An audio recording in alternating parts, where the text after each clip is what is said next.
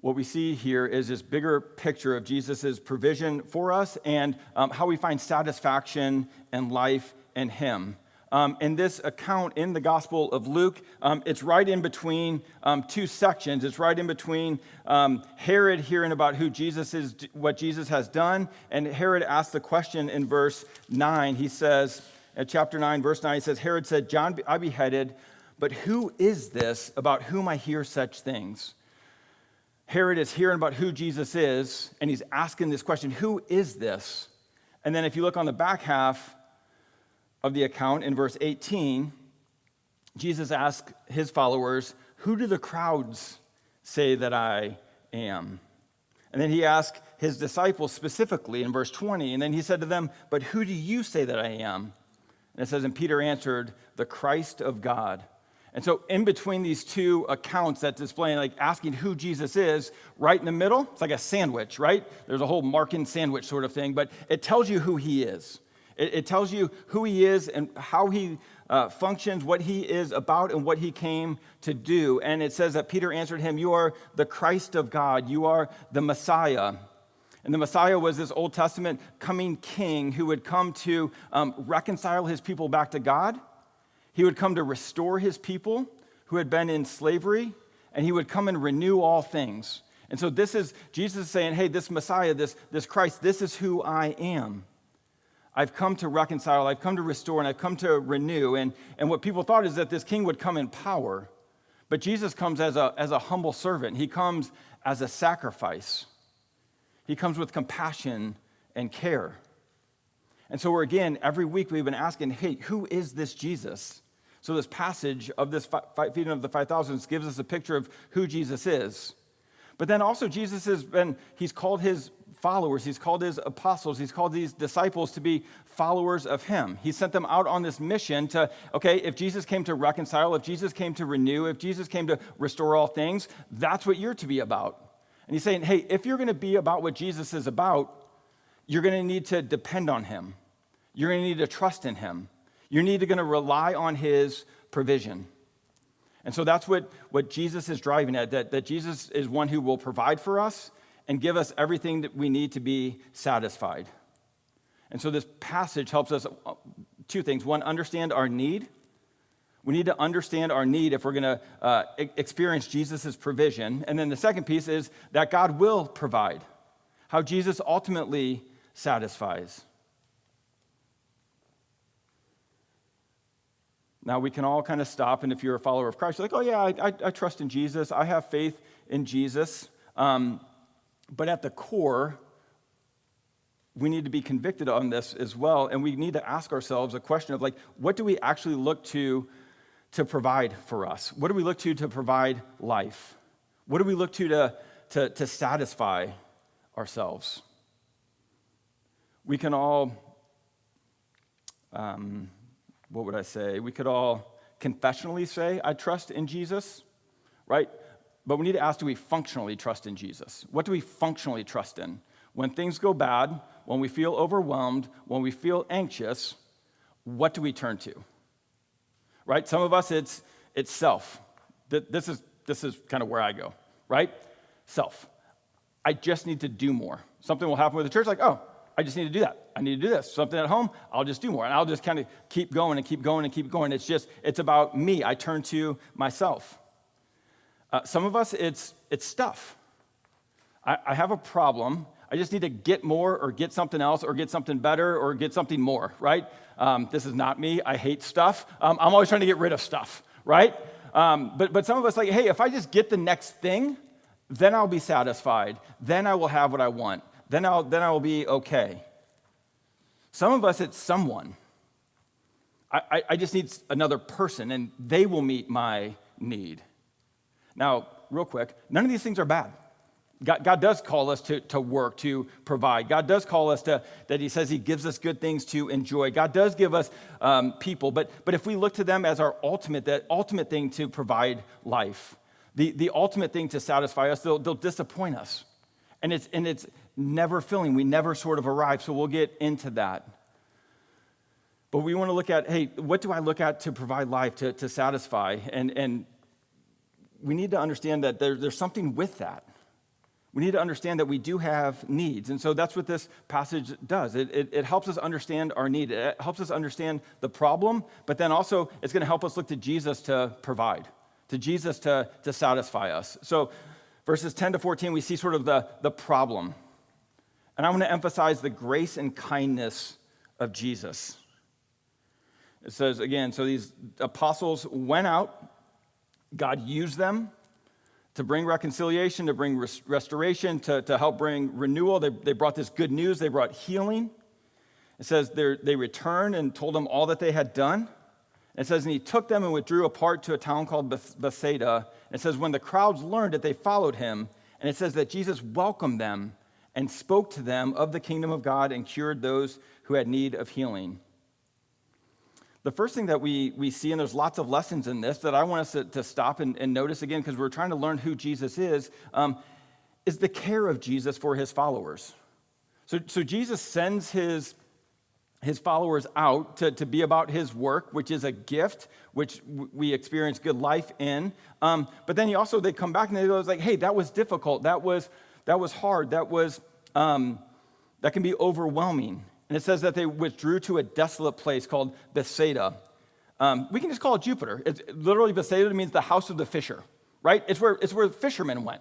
It was like a port town where there was lots of fishermen and it was a little off the beaten path. And there was parts of Bethsaida that would have been secluded. But the bigger point is that Jesus provides rest for his followers. What you see throughout this scripture is that there is a call to be about Jesus' mission, about being about his purpose, about doing things for Jesus. That's all throughout the scriptures. But there's also a call to be with Jesus. Jesus calls for times of rest, of restoration. Pete Scazzaro is a pastor up in New York, retired now, emotionally healthy church, emotional healthy spirituality. There's a whole emotional healthy line of books, right? But he drives at this really, really well. And he talks about the significance and importance of not just doing for Jesus, but being with Jesus. A lot of times we think Christianity is just doing for Jesus. But Jesus is like, no. The whole point is to be with me, to find rest in me. It's what we're doing right here. It's why Jesus gave us Sabbath. He gave us a day. He's like, hey, I want you to work, be about my purposes, go out 6 days a week, and I'm going to give you one day to do nothing. I wanted today to be worship, to rest, to enjoy me, to enjoy one another, to be reminded about who's running and reigning over all things, and you can stop. Right? John Mark Comer talks about like that we even, it shows the sinfulness of us because we'll push back on that. It's like, he says it's like saying no to ice cream. Because we can't even Sabbath, we can't even stop, we can't even take a day to rest. But Jesus is like, hey, no. If you're going to be about my purposes, you also need to stop, you need to rest, you need to be restored. And Jesus cares for his followers. I got these in the wrong order on the slides. That's my fault. We see the care of Jesus, but we also see the compassion of Jesus, not for just his disciples and his followers. He has compassion on the crowds. These are people that are coming to him. Jesus is like, hey, he withdrew to a desolate place. Jesus is saying like, hey, I try to get away from all you people, right? I needed a time to rest. I want to be with my followers. And what do? They like track him down. They say that sometimes that people would be walking like 5 miles to get to be where Jesus was. Like, right? I know it's Father's Day, but is it like moms, do you feel this sometimes? Like, you're like, hey, I just need a little break. And then all of a sudden kids like break into the room, like you're like hiding in the bathroom and they're like coming in and they find you, right? This is what Jesus was like, I'm trying to get away, but they track him down. But how does Jesus respond to the crowds? It says when the crowds learned it, they followed him. And it says, then he welcomed them and spoke to them of the kingdom of God and cured those who had need of healings. He welcomes them. He spoke the good news of the kingdom. He is again modeling for his followers what he came to do and be about. And they're a part of that with him. Jesus is caring. Jesus is compassionate. Jesus has space and time to build others up.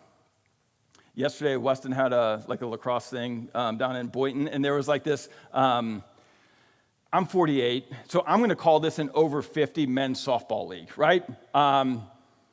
They all looked like they had a couple years on me. So I'm guessing that it was over 50. And so these guys probably should not have been out there. There was like knee braces, there was like back braces. And man, I'm like, man, these guys are awesome. They're showing up in the middle of Boynton Beach at 9:30 on a Saturday morning, like sweating it out. I'm like, these guys like need the gold star. These guys are amazing. And then I heard them talk to each other. This one guy hit a ground ball, and he was like kind of hobbling like down from second to third, and the ball like went right by him. And the one guy's like, "Hey, that hit you. And the guy's like, "It didn't hit me, right?" And I'm like, man, I'm not sure if he would feel it if it hit him, but he's not moving fast enough. But they're ridiculing. And then there's one, it went out to the outfield, and this guy's like coming up to get the ground ball, and like he can only bend over like this far, and the ball goes like right through his legs, and the guy's like, "Hey man, you got to get down there and get it," right? They were just like ridiculing one another. I'm like, you all should just be celebrating what you are doing, yet they were just demeaning one another. I was like, really? This is what I was like, okay. Jesus isn't like that. Jesus is welcoming. He is encouraging. He is glad that we come to him, that we turn to him, that we're even trying to be about his purposes, okay? We're kind of like the over 50 softball team, right? When we're trying to following Jesus and being about his purposes, right? We're going to have ground balls go through our legs, right? It's going to hit us when it shouldn't hit us. We're going to throw it to the wrong base. What? Like, Jesus doesn't condemn you. Jesus is pleased with you. Jesus has compassion on you. Jesus is grateful for the work you're doing to be about his purposes. There was a couple things that I was just super encouraged about with the disciples. In verse 12, it says, when the day began to wear away, the 12 came and said to Jesus, "Send the crowd away and go to the surrounding villages and countryside to find lodging and get provisions, for we are here in a desolate place." We'll get to the part where they have a misunderstanding that like God is right there to meet this need. But I want us to stop and say like, hey, they're starting to have the heart of Jesus. They have awareness of what's going on around them. They have an awareness and they show the same concern for others that Jesus does. Right? We live in a time and a place that people have a complete unawareness of what's going on around them. Right? Part of that was me driving down 95 yesterday to Boynton Beach and back. Right? And you're getting cut off and you're getting other things done to you as you're driving down 95, right? There's an unconcern. Or people like we live in a world that there's just a complete unawareness of others, right? Everybody's just staring at their phone, just walking around and have a zero awareness of what's going on. What we see in the disciples and what Jesus calls us to is having an awareness of what's going on. To have compassion, to have care, you have to know where the brokenness is, where the struggle is, where the challenges are that people are going through. And we're starting to see this in the disciples. They were growing in their faith. But Jesus wants to continue to help them grow. So he's like, okay, we brought Jesus the problem, right? And then Jesus in verse 13 says like, but he said to them, "You give them something to eat." This command of Jesus reveals their inadequacy. The command of Jesus reveals their inadequacy. Right? And this may not seem gracious of Jesus, but it is. It's his kindness to them, and it's his kindness to us. One commentator says with this emphasis, if whatever the Greek stuff is, where it says you give them something to eat, like the whole thing is built around the you. He's like, hey, I want you to do this. And one commentator says that Jesus is being graciously aggressive with them. He's like, I'm glad you came to me, but I want you to do this. And when Jesus does this for them, they do what we all try and do. They try to figure out things on their own before going to God. Right? What do we do with our problems? What do we do when we're overwhelmed? What do we do when we're anxious? We try to figure out things on our own before going to God. It says, they said, "We have no more than 5 loaves, and 2 fish. He's like, hey, we kind of gathered up everything. This is what we have to offer. There's 5,000 men, so many people think that's up to 20,000 people between women and children. And he's like, hey, all we got is 5 loaves and 2 fish. It's not quite enough, Jesus. We don't know what else to do. Then they get another idea. It says, hey, we can go out and buy food for all these people. But if you look at like what it would actually take, it would be like a year's wages just to feed that many people. And then they were like 5 miles away. So it wasn't even a possibility that they would be able to go out and see this. If anybody's watching the US Open, one of the storylines yesterday was like the crowds were so sparse by the end of the day because everybody went to one. Wyndham Clark's like boat race in the field. And also the people were just out in the middle of nowhere. So everybody left to get back to the city and not have to deal with traffic and all those things, right? So it was just like the Saturday of the US Open, completely empty, right? So they're saying, hey, we could leave, we could go out and get stuff and come back. But that doesn't solve any problems either because it would be too late. People could just leave and go get it themselves. But Jesus' command, again, reveals their need. The 12 were overwhelmed. That they couldn't meet the demand that Jesus gave them. And if we're honest, this is just a pointer to the Christian life. In chapter 9, verse 3, where this all started, this mission of Jesus, he wants them to feel inadequate. He says he sent them out to proclaim the kingdom of God and to heal. And he said to them, take nothing for your journey. No staff, no bag, no bread, no money. And if you have 2 tunics, don't take one. He's saying, I want you to know that you're in over your head. And if you think about the Christian life in general, this is the same. Have you ever looked what God commands of us? To image him, to be his follower? Have you ever read the 10 Commandments? We can't get past the first one. It reveals our inadequacy. One commentator says, often he calls us to hard task to find out how inadequate we are.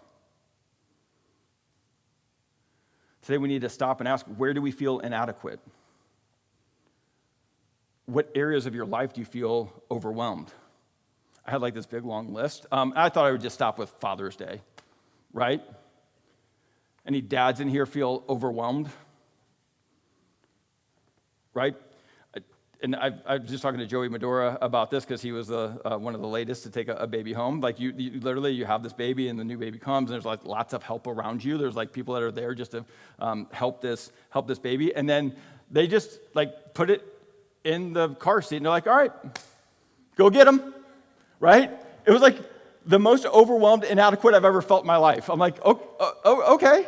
And we got that. I got Karina to help with this, right? She's the primary thing that's going on. But you feel overwhelmed. You feel inadequate. Hey, not only am I just supposed to keep this little one going and alive, I got to raise them, right? Now they're all 3 teenagers. They're all in high school right now, right? It just doesn't end. And I'm watching y'all who are retired and have grandkids and stuff like that. This game doesn't end. It doesn't end. No, it's oh, you're 18, all right, you go get them. No. You still got a role to play. You're doing these things. It's overwhelming. Right? Maybe Father's Day, you feel like you've just completely botched it. You know what you're called to as a father. And it didn't go like you planned. Right? Maybe you didn't have a good father. Maybe you didn't have somebody good to look at, right? Maybe you didn't have a father who was trying to keep Christ at the center of your home and raise your kids to know Jesus and follow him, right? And it feels overwhelming. Maybe you didn't have somebody that was there to provide for you or to protect you, right? Maybe you desire to do the opposite of that and you want to be a good dad and you can fall short all the time. This is just fatherhood, Father's Day. And we can talk about work, we can talk about school, we can talk about relationships, we can talk about our relationship with God. Alexander McLaren, who's from a long time ago, said, it is often our God-given duty to attempt tasks to which we are conspicuously, I practiced that one, inadequate. In the confidence that he who gives them has laid them on us to drive us to himself, and there to find sufficiency. The best preparation of his servants for their work in the world is the discovery that their own stores are small. He helps them understand with this little miracle, this feeding of the 5,000, that they are inadequate in and of themselves. We should feel overwhelmed. We should feel inadequate for the things that God calls us to do. One, because we are. His response not only reveals their inadequacy, but also it drives us to himself to experience his sufficiency. It's this feeling of inadequacy and overwhelmness drives us and reminds us of our continual need for dependence on him, dependence on his power, dependence on his provision. I said there was encouraged by the disciples, they were concerned for others. The second thing that I was super encouraged with the disciples with was they don't know what to do, but they bring what they have to Jesus. When you feel overwhelmed, when you feel anxious, when you don't know what to do, bring it to Jesus, right? They got 5 loaves and they got 2 fish. They bring it to Jesus. When we're in need, bring it to Jesus. This whole account reminded me when we were in Orlando, I was an intern, and I was like, hey, kind of like, it's a church. What are we doing to help the poor and bring healing and bring restoration? Like, hey, it was kind of probably a little bit bigger than where we were at this time. They just didn't really have anybody that was kind of driving that stuff. And I was like, oh, long story short, we met this, there's another guy in the church. He's like, hey, I have a heart for this. And we met this Haitian pastor, Pastor Francois, and he had a storefront church for the homeless and the working poor in the city of Orlando. I asked the Christians, like, hey, where don't you go in Orlando? And they got very specific. They're like, hey, you don't go south of 408. You don't go east of 4. Like, they got real specific to, and so this was the neighborhood that everybody told me not to go to, where Pastor Francois had this literally, like, it's a storefront church. It would be smaller than this carpeted off area. And Pastor Francois had these feedings and somebody preaching every night, 7 days a week. He would provide a meal, and he would provide proclamation of the word. And so we started going on Wednesday nights. We made a meal. So it was one person, and Pastor Francois had nothing. He wasn't like the prosperity Haitian pastor guy. He was like the I have nothing Haitian pastor guy. And then he would go, and there would be hundreds of people there. And I was like, they would like jam into this room, and Pastor Francois, he would, this is a different background than he was like, oh, Pastor Brian has a word for us. And I was like, well, 2 things. One, I'm not a pastor, and I don't have a word. But I learned that I better bring a word because he's going to tell me I'm going to preach. So I just started preparing sermons. That's how I learned to preach at Emmanuel Baptist Church to homeless people. And every Wednesday night, I started going through 1 Thessalonians and just started preaching through it, right? This one man, he could have done nothing on his own. And I would ask people, I was like, hey, how did you get here? How did you end up here? And they would say, Pastor Francois found me. He found me. He found me. I was like, what do you mean he found me? He's like, literally, I was under the bridge. He came and found me and brought me here. I was like, this sounds biblical. This sounds like Jesus, right? And every night, now, Pastor Francois could do nothing on his own. But what did he do? He brought what he had to Jesus. He brought it to Jesus' body, and every night, different people. We can't do any of this on our own. We need to bring it to Jesus, and we need his body. We need his church. We need his spirit. We need his power to accomplish his purposes. So wherever you are in need, whether it's family or health or work or your relationship with God, bring it to Jesus. We can bring it to Jesus because he cares. 1 Peter 5:7, cast all your anxiety on him. Why? Because he cares for you. Why can we go to Jesus? He's compassionate. He's caring. He's not like the critical, like old softball players that's going to critique everything about you and how you brought stuff to him. He's like, no, thank you. Thank you for bringing it to me. And then the rest says that Jesus will provide. Look at verse 14. It says further, about 5,000 men, and he said to his disciples, have them sit down in groups of about 50 each. And they did so, and had them all sit down. And taking the 5 loaves and the 2 fish, he looked up to heaven, and he said a blessing over them. Then he broke the loaves and gave to the disciples to set before the crowd. And they all ate, and they were satisfied. And what was left over was picked up 12 baskets of broken pieces. Everything that Jesus does draws their eyes and hearts up. He draws them up. He doesn't say, hey, keep looking at your 2 little fish and your 5 little loaves. Don't look at all the people. What does he do? He draws their eyes. He draws their hearts. He draws their affections to God. He shows them and us both God's desire and ability to provide all that we need and more. He lifts up their eyes to the greater story of God. Even how this whole thing starts, it says that they withdrew to a desolate place. It literally is the word for wilderness, for the desert place. He had them sit down in groups of 50, and it says, and they did. And then he had bread come down from heaven.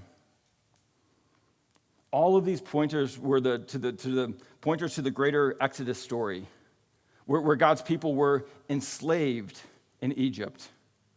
But he rescues them from Pharaoh. He delivers them from Egypt. And he provides for them in the desert. He provides manna, bread, right? And he provides guidance in the wilderness.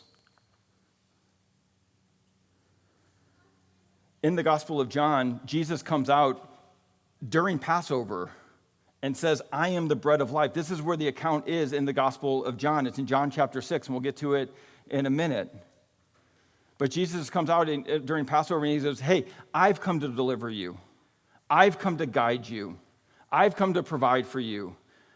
I'm here so you can worship. I'm here so you can have flourishing. I can deliver you into the promised land. Jesus says, I'm the bread of life. In the midst of our overwhelmedness, in the midst of our anxiousness, we need to remember the greater story of God. One of the things that we say at Crosspoint is that you need to connect your story to God's story. You can see the brokenness, you can see the overwhelmedness, but you need to connect it to God's greater story, that God created all things that were good, that sin came and enslaves us. But Jesus comes to rescue us, to deliver us. Paul does a great job in his cultural apologetics book, talks about that Jesus came to bring us home, to restore all things. And we're in this process between this resurrection of Jesus and the return of Jesus. And so we're still going to have this. We're still going to have the brokenness. We're going to still feel unsatisfied. We're going to still feel like we're in the desert. But we need to know and trust that God is bringing us home. He's restoring all things. We need to live in light of the greater story of God. It helps us in the midst of our suffering and our struggle. Karina has one more. You guys should go if you're a woman. These Oceanside scriptures. So her and I went and did it this week. And there's a prayer, and we're praying through Psalm 90. Psalm 90, yeah. And it was just like reflecting on the ocean and looking out. And when you look at the ocean, you see waves. You know there's undercurrents. You know there's storms. You know there's difficult things going on. If you were paying attention last night, like all hell was breaking loose in the skies, right? This stuff is happening. But then as I sat there and watched the ocean, you can see the ocean is contained. There's one that made the ocean. He made the waters. He holds them in their place, right? We need to remember who God is in the midst of all the things we're going through. He's over it. He created it. He started it. He's going to make it all new. Jesus lifts our eyes to the greater story of God. And the only thing we know about the greater story of God is that Jesus wins. That's all he promises. He says, in this world you'll have tribulation, you'll have trouble, you'll have struggle, but he will return and he will set things right. We need to lift our eyes up to the greater story of God. Jesus lifts our eyes up to see the Son of God. It says that Jesus took the bread. It says he blessed the bread. He says he broke the bread. And he says he gave the bread. There's 3 different times in the Gospel of Luke that Jesus uses these exact same words. And each time they're used to remind us and tell us about who Jesus is. It's here in the feeding of the 5,000, at the institution of communion at the Last Supper, and then when Jesus appears to his disciples on the road to Emmaus, he has a meal with them. And he says these same things. He says he took the bread, he blessed the bread, he broke the bread, and he gave the bread.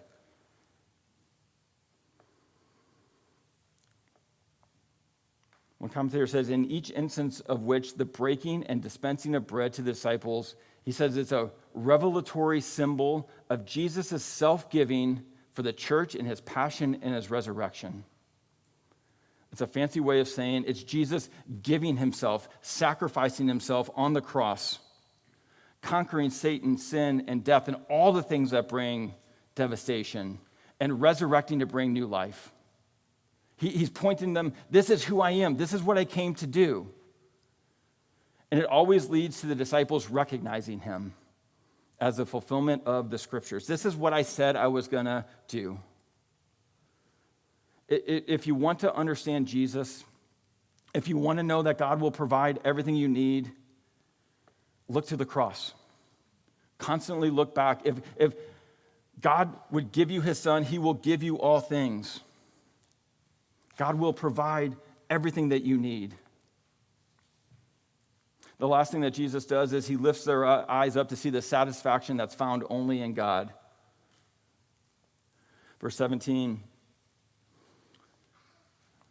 it says, and they all ate and they were satisfied. And what was left over was picked up 12 baskets of broken pieces.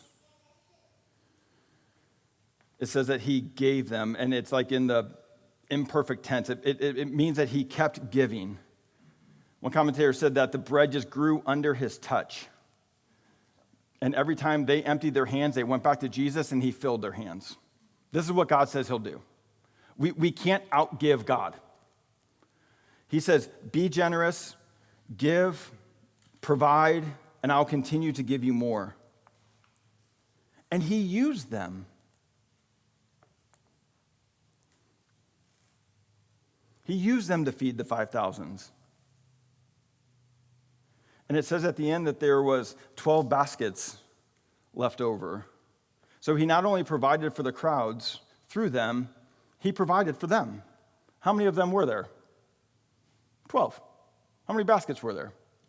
12, right? He's like, hey, be about my mission, be about my purposes, be about my work, and I will provide for you.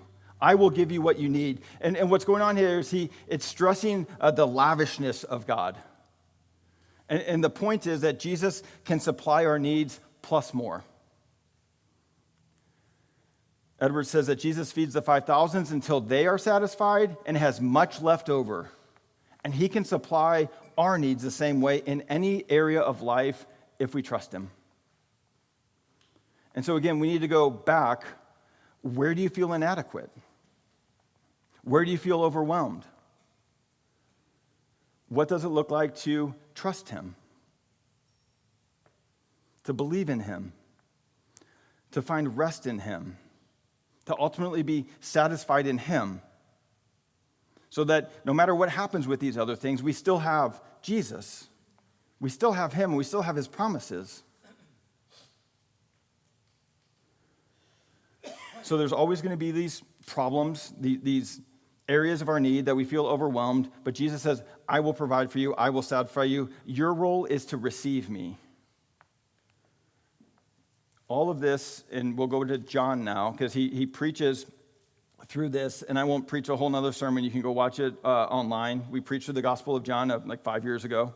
And Jesus gives a little commentary on this bread of life. It's not little, it's 30 verses in the Gospel of John, in John chapter 6, verse 22 to 51. And what he is saying is this whole account of the feeding of the 5,000 is really just a pointer to who Jesus is and what he came to do.